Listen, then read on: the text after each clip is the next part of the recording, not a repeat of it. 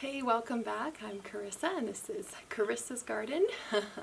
I just took a week off. We went camping with our homeschool group and it was just such a great restful time with nature, just beautiful hikes and everything like that. We live in beautiful BC, so it was just great to get away and great to get away from the yard too and all the work. But anyway, I'm back and I've got a couple chores I want to do. I kind of want to clean up this area, refresh this window box. I had put some spring flowers in there, ranunculus and pansies. So I'm going to take the ranunculus corms out and pop in a few other ones. As you can see, I placed them in there. And then we have a bunch of these oak barrels in this courtyard area. And I have a plan for them in the veggie garden. I'm actually going to put some blueberry plants in them. So I'm going to bring them over to the veggie garden and kind of refresh this space. I have a herb planter that I think I'm going to have nice and close to the house with like the lettuce and the chives and that kind of thing.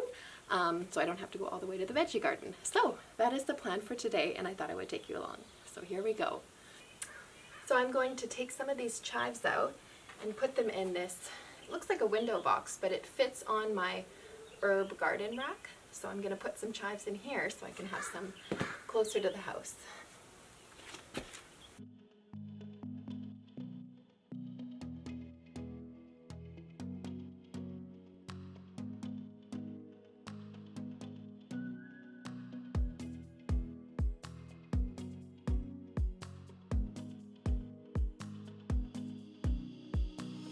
Okay, the chives are all potted up, so now I'm going to work on this window box.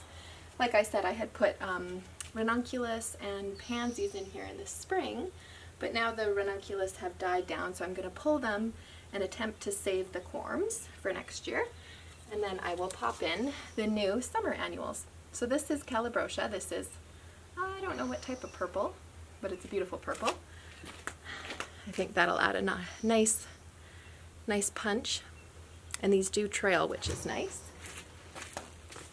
And then I have a couple of Silver Falls dichondra, which are also trailing. I think they'll look beautiful, sort of cascading down the edge of this. And if you pull these, when the nights get cooler in the fall, you can actually overwinter them indoors, which I've done before. And maybe I'll do again because they are a really, really nice plant to have outside. So I'm going to be leaving the pansies because they do fine even when it gets warmer. I find that they do fine in the heat. And then I have a couple double petunias, the lavender color, just in between that I'm waiting to fill in.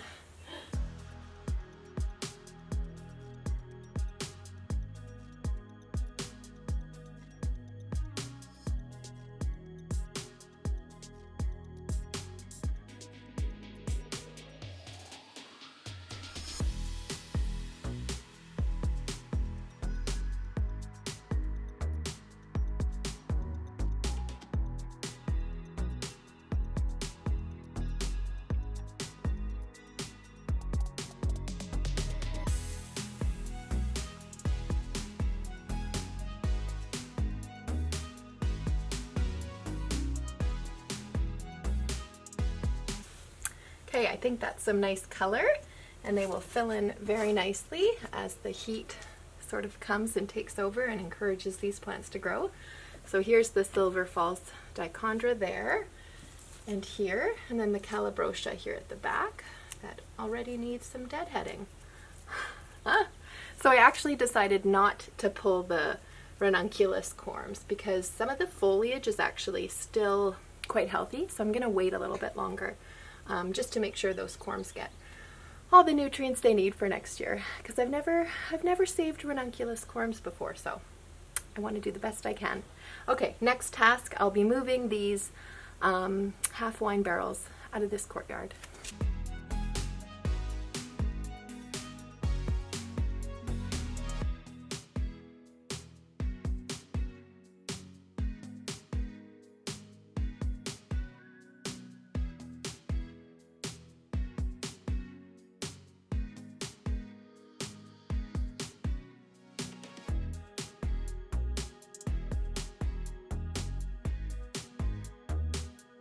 Okay, I have cleared out those wine barrels from this courtyard area. They were incredibly heavy, but now they are gone. They're out in the veggie garden, and I'm excited to fill those up.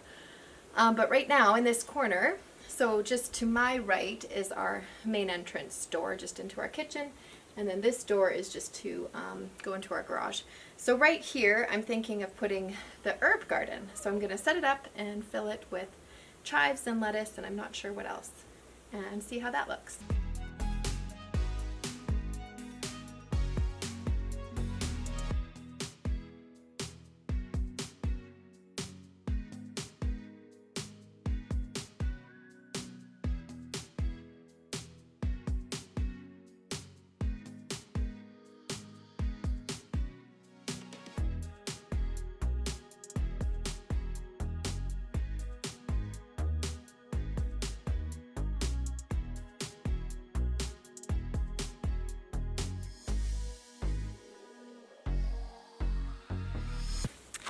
All right, the herb garden is planted up with chives and lettuce. I'm not sure what I'll do with that the last box. I don't know, something that I kind of want close to the kitchen. So I don't know, we'll see. Anyway, now I'm in the veggie garden, and these are 2 out of the 4 barrels I moved from the courtyard. And the hope was to do blueberries, because blueberries are very, very picky about the soil they want. So I'm thinking this will be the best way to control the soil. So I have a few amendments for the soil that I'd like to add and put these in. So these previously had tomatoes in them. Now they're kind of like filled with weeds and a couple seeds I sprinkled in. So I'm going to determine what's a weed and what I planted, and just kind of see how it goes with those and leave them in, and then put these in because they're quite small. They're not going to use up the entire barrel the first year. I think they're about 2 feet wide, so they're quite large. And these only get to be about 3 or 4 feet big, so they're not a huge blueberry bush.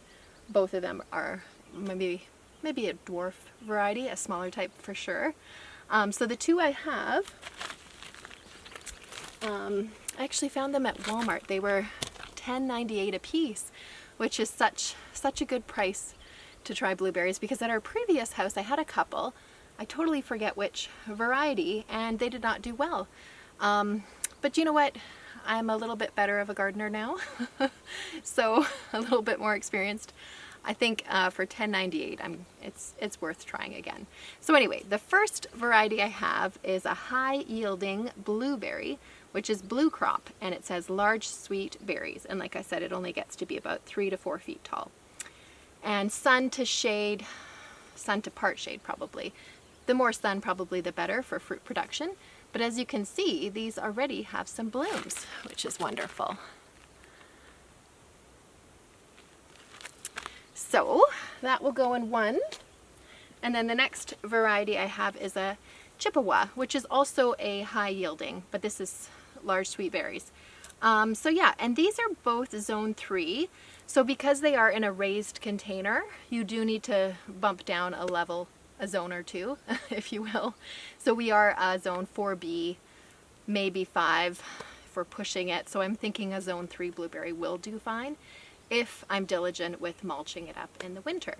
We do get a ton of snow cover, so that does help almost mulch it as well, if you can believe it. So yeah, this one also has some berries starting to come, which is pretty cool.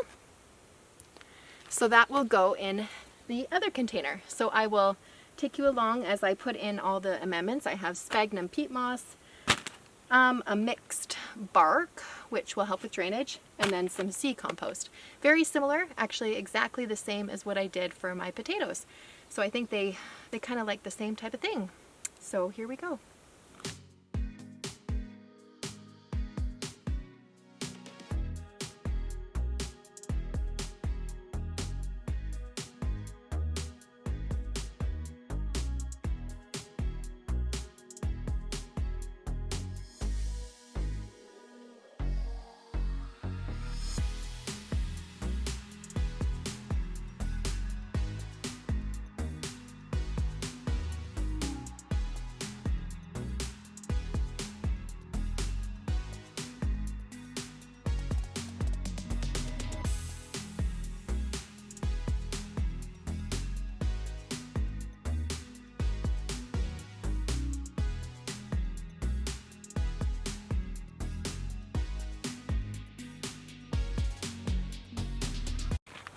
All right, I'm pretty satisfied. I accomplished a lot today and the garden is looking great. So I have the blue crop here and the Chippewa blueberry there, and I think I'm pretty happy with that. They might fill in. I might place a few other things around the barrels for now, but I'm pretty happy about how it looks so far. It adds a little bit of life to this corner, and they'll kind of fill in this bit of fence over here in the next few years. So thanks for joining me and coming along with a couple gardening chores. I hope you have a fantastic day, and I'll see you next time.